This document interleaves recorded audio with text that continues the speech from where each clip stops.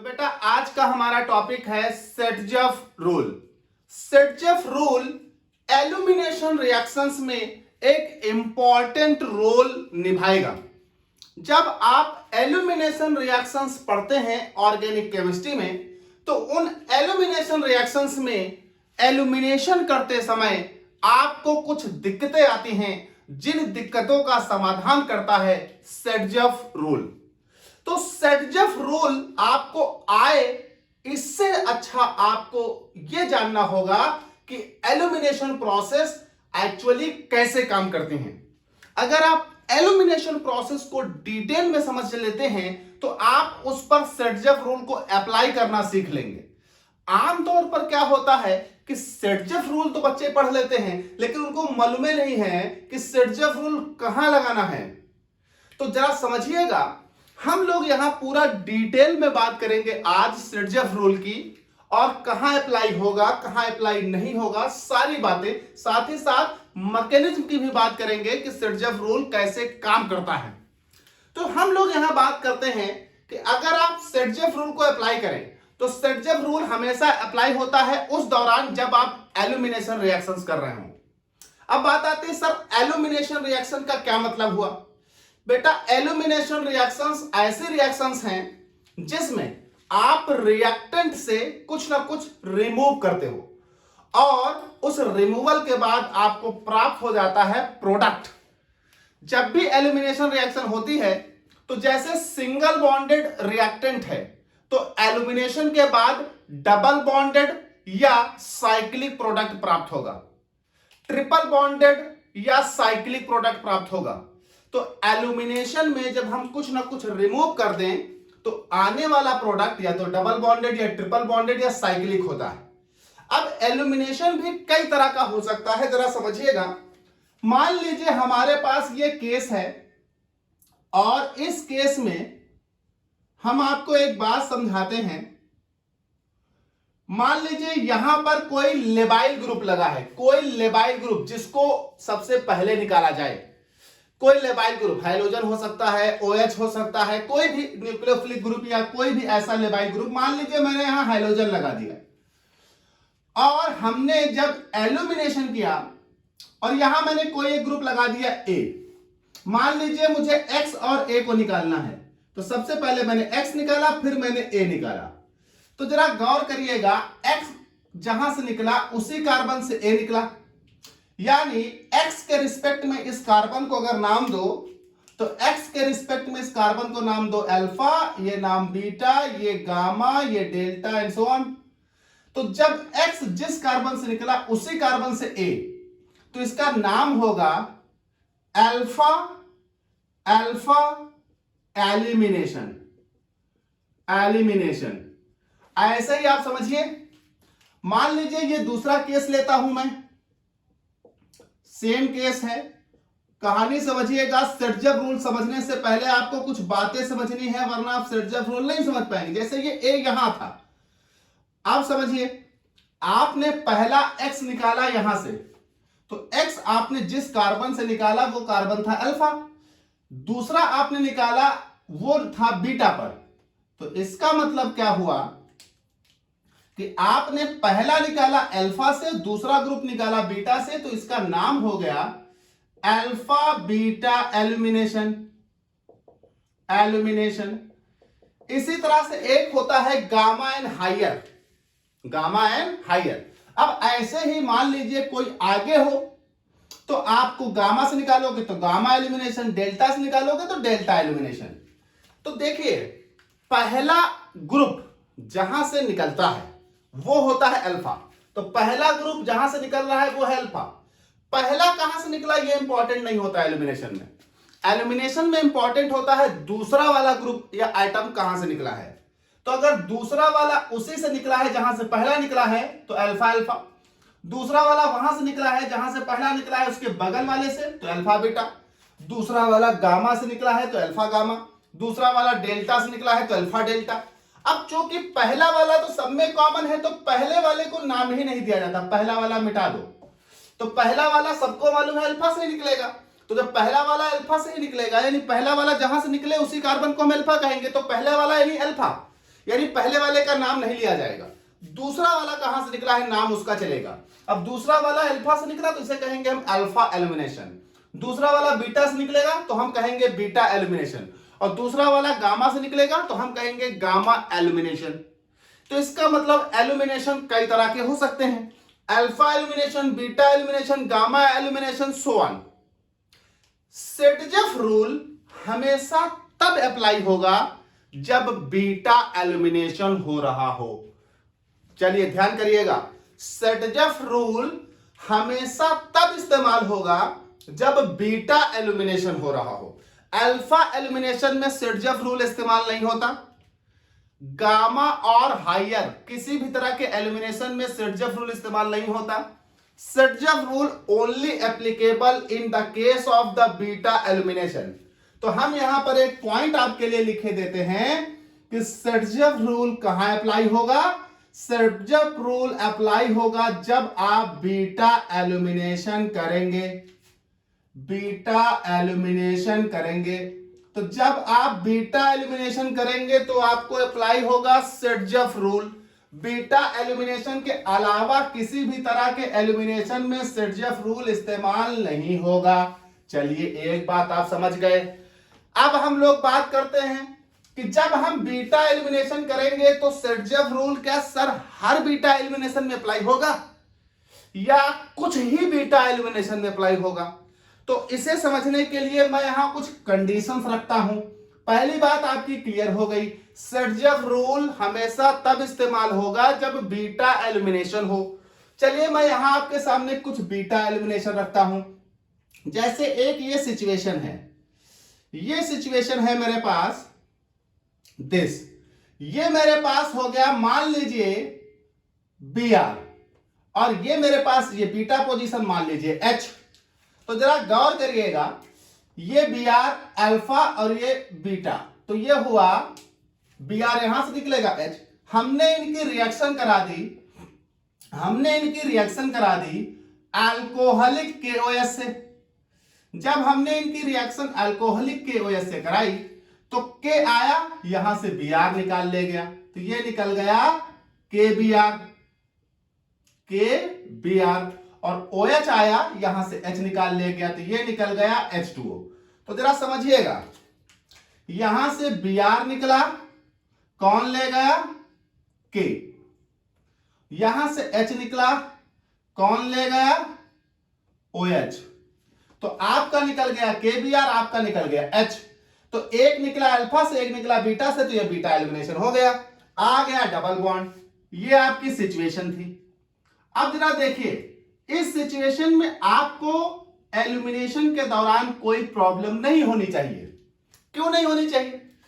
क्योंकि जहां पर कार्बन पर Br लगा है, यानी पहला ग्रुप जहां से निकल रहा है, उसके बगल में एक ही बीटा कार्बन है। जब एक ही बीटा कार्बन है तो ऑफ कोर्स जहां से Br निकलेगा, या Br ना हो कल को OH हो, कोई भी लिविंग ग्रुप हो, यानी जहां से पहला ग्रुप निकलेगा उस पहले ग्रुप के निकलने वाले कार्बन को हम कहेंगे अल्फा। और अब देखिए कि उस अल्फा कार्बन पर कितने बीटा कार्बन हैं। अब हमारी इस सिचुएशन में अल्फा कार्बन पर एक ही बीटा कार्बन है। जब एक ही बीटा कार्बन है तो फिर यहां सेटजेफ रूल का इस्तेमाल करने की कोई आवश्यकता नहीं है। सर एक ही बीटा है तो आपको वहीं से निकलेगा, तो फिर सेटजेफ रूल की आवश्यकता नहीं पड़ेगी। ऐसे समझिए, मान लीजिए आपकी मम्मी आपसे बोले कि बेटा जाओ अंकल को बुला लो, और आपके पापा दो ही भाई हैं, आपके पापा और आपके एक अंकल, और आपकी मदर ने कहा कि जाइए अंकल को बुला लो। तो जब आपके फादर दो ही भाई हैं और एक आपके पापा एक आपके अंकल, तो आप जाएंगे सीधे अपने अंकल को बुला लेंगे, तो कोई ऑप्शन ही नहीं उसमें। लेकिन सपोज करिए आपके फादर तीन भाई हैं, ऐसे सिचुएशन में एक तो आपके फादर और दो आपके अंकल, और आपकी मदर ने कहा है कि जाओ अंकल को बुला लो। तो बेटा अंकल को बुला लाओ, तो आप तो सोच में पड़ जाओगे कि अंकल तो दो हैं, तो किस वाले को लाना है। यानी उस सिचुएशन में आपकी मदर को यह भी बताना पड़ेगा कि उन दोनों अंकल में से कौन से वाले। पहली वाली सिचुएशन में अंकल एक ही थे, तो ये कहने की जरूरत नहीं कि बड़े वाले चाचा छोटे वाले चाचा क्या फर्क पड़ता है, एक ही है। लेकिन जब एक से ज्यादा होंगे तो आपको उनकी पोजीशन या कोई ऐसा स्पेसिफिक कंडीशन बतानी होगी जो ये जस्टिफाई कर सके कि उन दोनों में से किसको लेना है। दिस इज द सिचुएशन जहां पर सर्जफ रूल अप्लाई होगा। चलिए तो यहां फिर से समझिए, जिस कार्बन से Br निकला उसे मैंने अल्फा नाम दिया, तो उसके बाद दूसरा वाला बीटा से निकलेगा और इसके साथ बीटा एक ही है, तो जब एक ही बीटा है तो प्रॉब्लम ही सॉल्व हो गई। सर बीटा एक ही है वहीं से निकलेगा, सर्जफ रूल अप्लाई नहीं होगा। चलिए दूसरी सिचुएशन समझिए। अब हमारे पास एक ये कंडीशन है। अब यहां पर जरा गौर करिए, ये Br मान लो यहां है, अब Br यहां है तो ये हो गया अल्फा, और जब ये हो गया अल्फा तो इसके रिस्पेक्ट में बीटा ये भी है और इसके रिस्पेक्ट में बीटा ये भी है। अब यहां दो बीटा कार्बन है, और जब दो बीटा कार्बन है तो अब H यहां से भी निकाल सकते हैं, हम यहां से भी निकाल सकते हैं। अब यहां पर दो सिचुएशन बन रही हैं। अब समझिए कि अब यहां से जब मैं ये Br निकालूंगा K के साथ, एल्कोहलिक KOH, तो यहां से जब मैं Br निकालूंगा K के साथ, तो there are two possibilities to loss the H। H को लॉस करने के यहां दो पॉसिबिलिटी हैं। पहली पॉसिबिलिटी कि H इस वाले बीटा से निकले, सॉरी OH, और दूसरी पॉसिबिलिटी कि H इस वाले बीटा से निकले।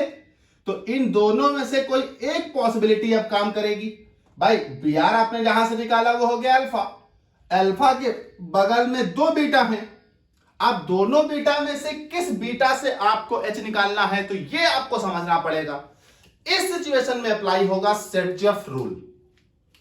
जब आप बीटा एलिमिनेशन कर रहे हो और बीटा एलिमिनेशन के दौरान आप ये देखें कि आपके पास एक से ज्यादा बीटा पोजीशंस अवेलेबल हैं एलिमिनेशन करने के लिए, तब आपको अप्लाई करना होगा सर्जफ रूल। ठीक, अब यहां जो सिचुएशन है, अब प्रोडक्ट क्या हो, तो अब आपको अप्लाई करना पड़ेगा Saytzeff rule. Now this situation Saytzeff rule is applied, तो नाउ दिस सिचुएशन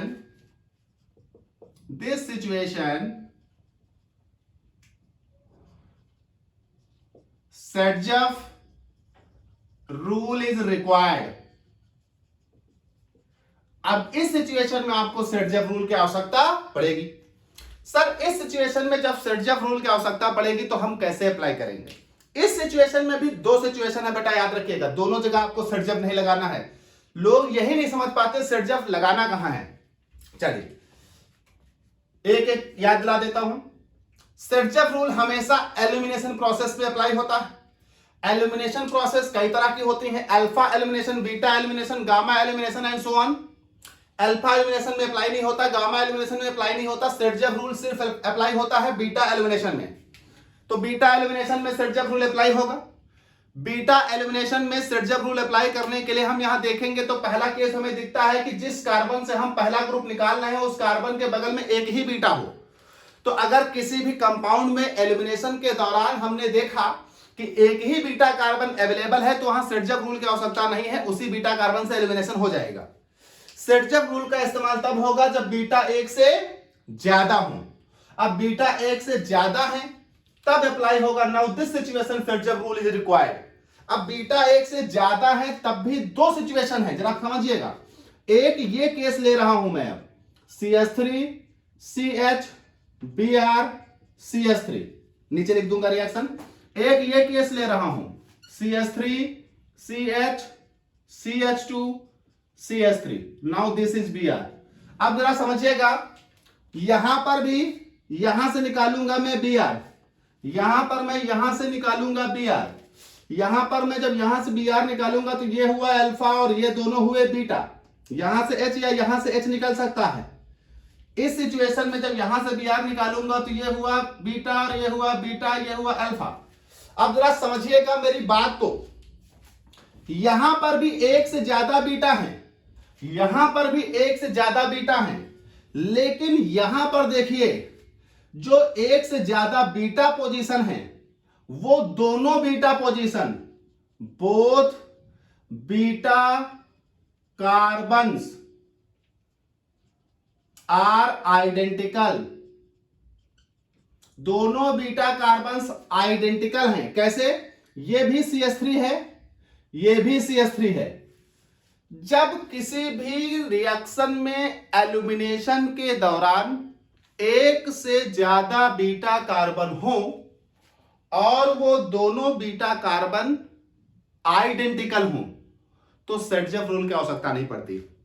आप उन दोनों बीटा में से कहीं से भी H निकाल सकते हो, इसमें सेटजेफ रूल नहीं लगेगा। चाहे जहां से H निकालो कोई फर्क नहीं पड़ता, यानी कहीं दोनों बीटा में से किसी से भी एलिमिनेशन करा दो, प्रोडक्ट पर कोई फर्क नहीं पड़ेगा। यानी इस सिचुएशन में बीटा एलिमिनेशन की आवश्यकता नहीं है। किस सिचुएशन में? जिस केस में एक ही बीटा हो। जिस केस में एक से ज्यादा बीटा हो वहां पर भी आपको देखना पड़ेगा कि एक से ज्यादा बीटा तो हैं, लेकिन क्या दोनों आइडेंटिकल हैं बीटा? अगर दोनों बीटा कार्बन आइडेंटिकल है तो सेटजेफ रूल अप्लाई नहीं होगा। ऐसे सिचुएशन में आप नॉर्मली दोनों बीटा में से कहीं से भी एलिमिनेशन करा दीजिए, कोई प्रॉब्लम नहीं होगी। सेटजेफ रूल अप्लाई होगा उस सिचुएशन में जब एक से ज्यादा बीटा हो और दोनों बीटा आइडेंटिकल ना हो। जैसे यहां देखो, इसके रिस्पेक्ट में ये भी बीटा, इसके रिस्पेक्ट में ये भी बीटा, लेकिन ये है CH3, ये है CH2। जब दोनों beta carbon both beta carbons are non identical,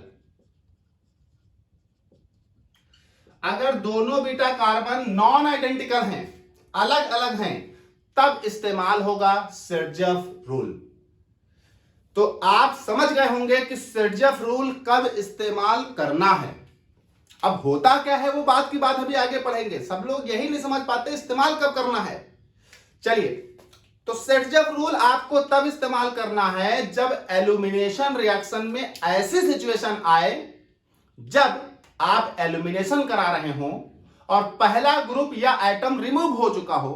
उसके बाद जब दूसरा ग्रुप या एटम रिमूव करने की बारी आए तो दूसरा वाला बीटा से रिमूव होगा और आप देखें कि आपके कंपाउंड में एक से ज्यादा बीटा हैं और नॉन आइडेंटिकल हैं।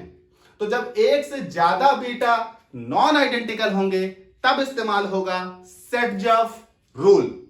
ठीक है भाई, एक से ज्यादा बीटा नॉन आइडेंटिकल, बेटा तीन भी हो सकते हैं, फर्क नहीं पड़ता। एक से ज्यादा, दो भी हो सकते, तीन भी हो सकते। नॉन आइडेंटिकल, अगर एक से ज्यादा आइडेंटिकल है तो बीटा कोई प्रॉब्लम नहीं, कहीं से भी निकालो।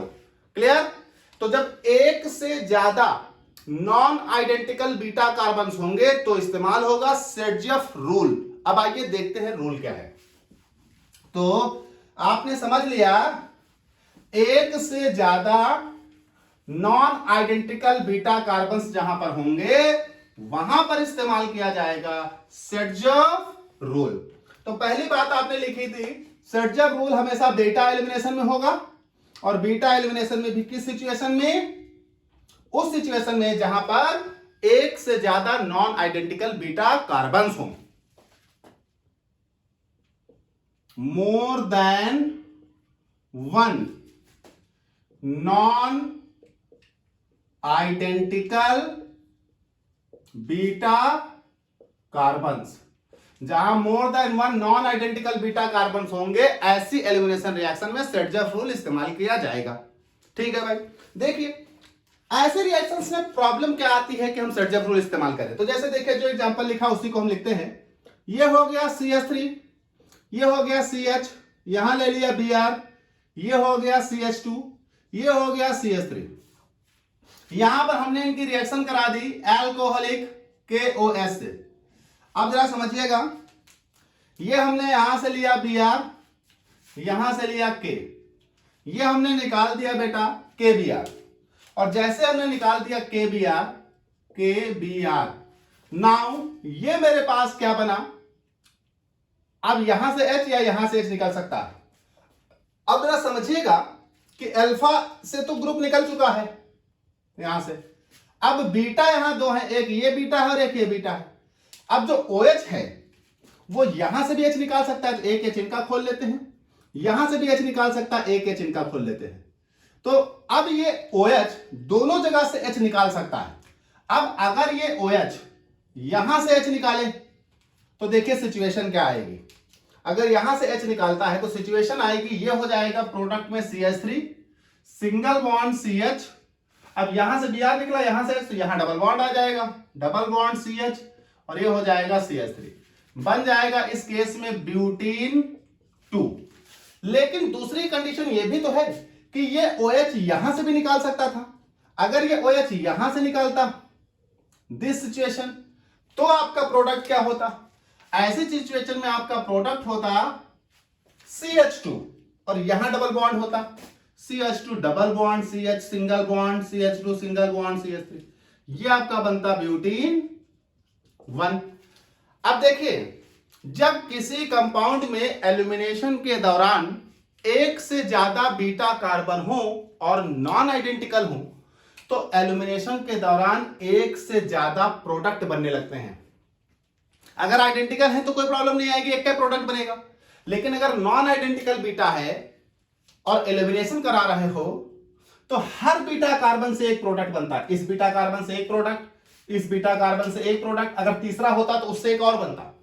तो कहा गया कि ड्यूरिंग द एल्यूमिनेशन, या आप सही से बोले तो during the beta illumination, if more than one non-identical beta carbons are present, then more than one types of products are formed। जब बीटा एलिमिनेशन के दौरान नॉन आइडेंटिकल बीटा कार्बन उपस्थित होते हैं तो एक से ज्यादा प्रोडक्ट बनने लगते हैं। हर बीटा कार्बन से एक प्रोडक्ट बनने लगता है। ऐसे सिचुएशन में कौन सा प्रोडक्ट मेजर है और कौन सा प्रोडक्ट माइनर है, यह समझने के लिए हमें सेटजेफ रूल की आवश्यकता पड़ती है।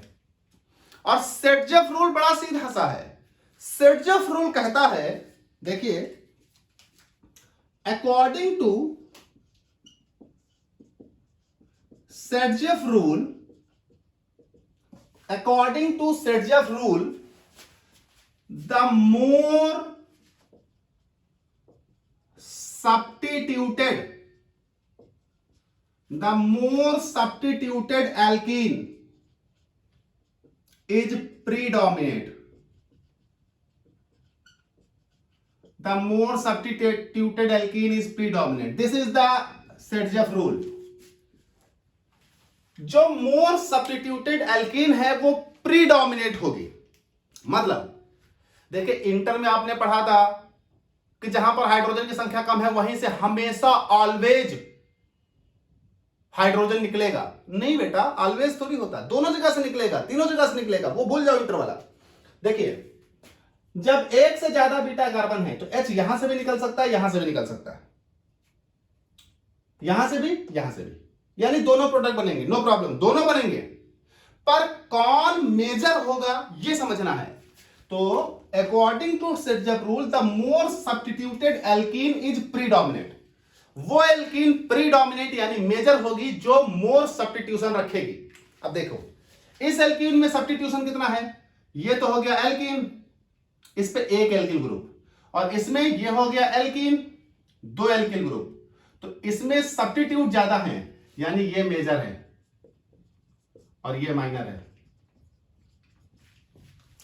तो according to Saytzeff rule, during the beta elimination of case having more than one beta carbon of different type, और आप कह लीजिए कि non identical beta carbons, the predominant alkene is always that which have the more substitute। या आप सीधी सीधी भाषा में कहिए तो बीटा एलिमिनेशन में H हमेशा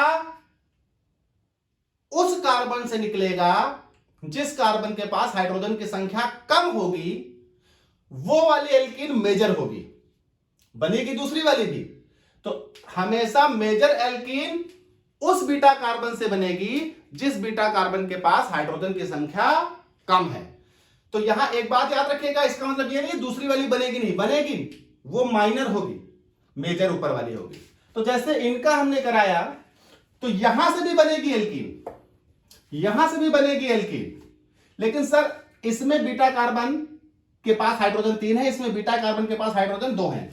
तो अकॉर्डिंग टू सेटजफ रूल, जिस बीटा कार्बन के पास हाइड्रोजन की संख्या कम है वहां से प्रीडोमिनेट एल्कीन बनेगी। तो आप इसे दूसरी तरह से डिफाइन करना चाहें तो आप कह सकते हैं the predominate alkene is those which is formed by the elimination of beta carbon which have minimum number of hydrogens. The predominant alkene is those which is formed by the elimination of beta carbon which have minimum number of hydrogen.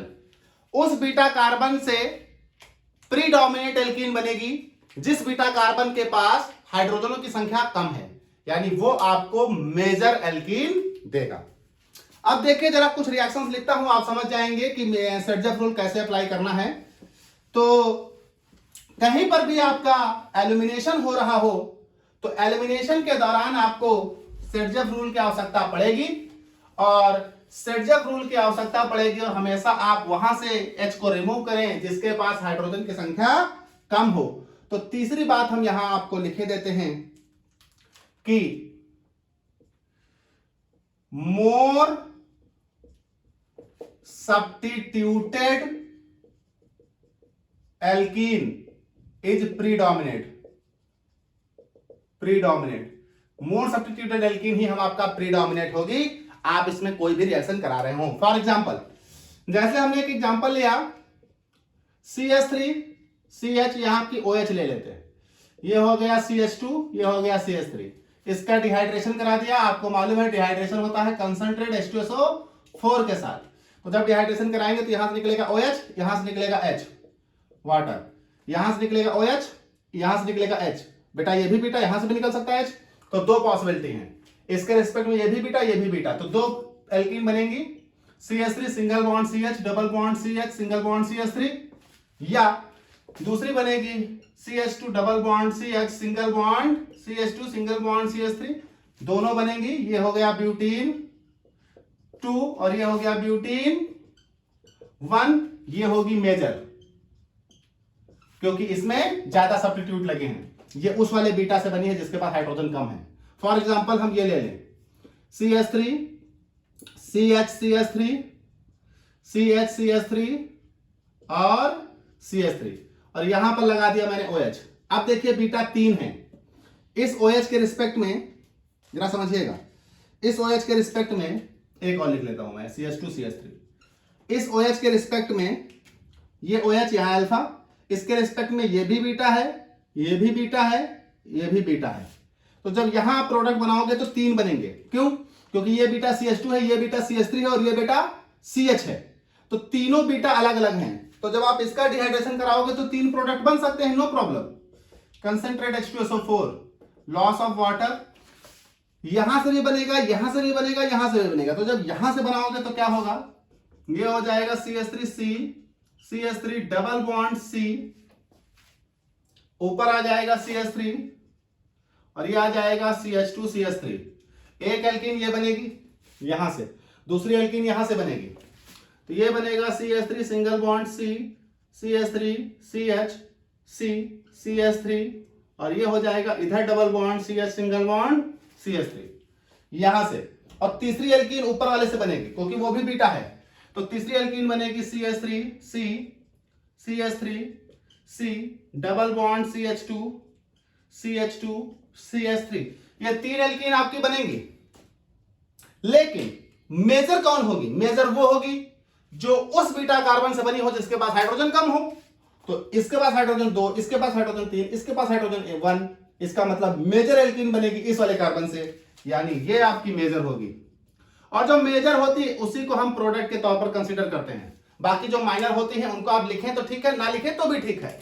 तो according to स्टर्जफ rule अगर हम इन दोनों reaction को देखें तो ऐसा नहीं है कि दूसरी वाली बन नहीं रही है, जो माइनर है वो बन नहीं रही, वो भी बनेगी। इंटर वाले कहते थे बनेगी ही नहीं, हमेशा वही बनेगी जिसके पास हाइड्रोजन की संख्या कम है, वहीं से हमेशा एल्कीन बनेगी। नहीं, ऐसा नहीं है, दोनों बनेंगी, तीनों बनेंगी, लेकिन मेजर वो होगी, मतलब मैक्सिमम अमाउंट उसका होगा जो उस वाले बीटा कार्बन से बनी हो जिसके पास हाइड्रोजन की संख्या कम हो। तो यहां मेजर ये है, यहां मेजर ये है। तो ये आपके पास हो जाता है सर्जफ रूल।